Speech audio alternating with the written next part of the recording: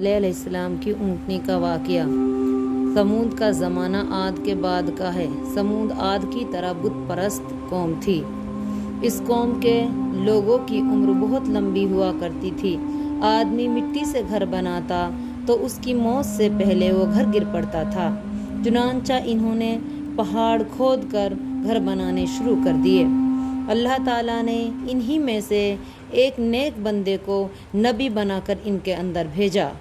اس کا نام صالح بن عبید تھا۔ حضرت صالح علیہ السلام نے قوم کو اس بات کی دعوت دی کہ اللہ وحدہ لا شریک لہ کی عبادت کریں، بتوں سے کنارہ کشی کریں، اللہ کے ساتھ کسی چیز کو شریک نہ کریں۔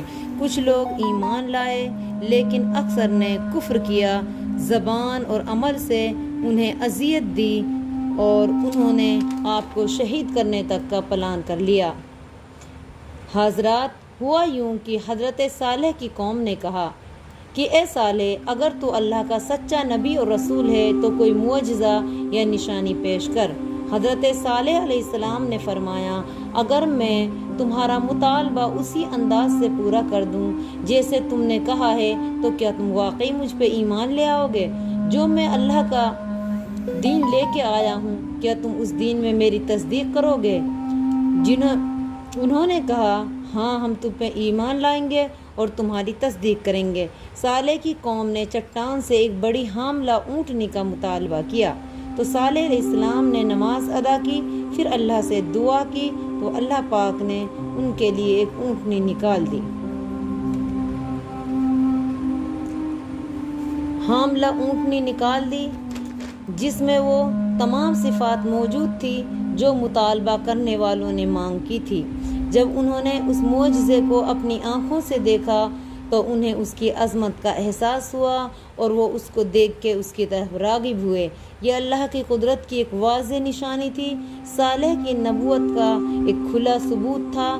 کچھ لوگ ایمان لے آئے لیکن کچھ لوگوں نے کفر کیا اور اپنی ہٹ دھرمی پہ جمے رہے۔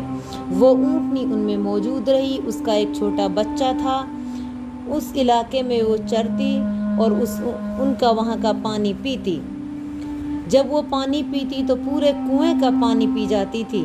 چنانچہ لوگوں نے اپنی باری کے دن متعین کر لیے کہ ایک دن صالح کی اونٹنی پانی پیے گی اور دوسرے دن ہمارے جانور پانی پئیں گے۔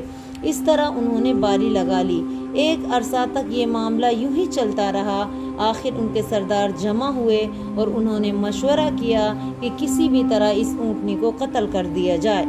سازشی قوم نے اللہ کے معجزے پہ ایمان لانے کے بجائے اس پہ ظلم کیا اور اپنے ہاتھوں سے اس کو ہلاک کرنے کا بندوبست کر لیا۔ اس اونٹنی کو قتل کرنے کی ذمہ داری قدار بن صالف بن جندع نے لی۔ وہ ایک سرخ فام اور نیلی آنکھوں والا آدمی تھا۔ اس نے سب لوگوں کو ایک متفقہ فیصلے کے نتیجے میں اونٹنی کو قتل کیا، اس لیے اس کے قتل کی نسبت اسی کی طرف کی جاتی ہے۔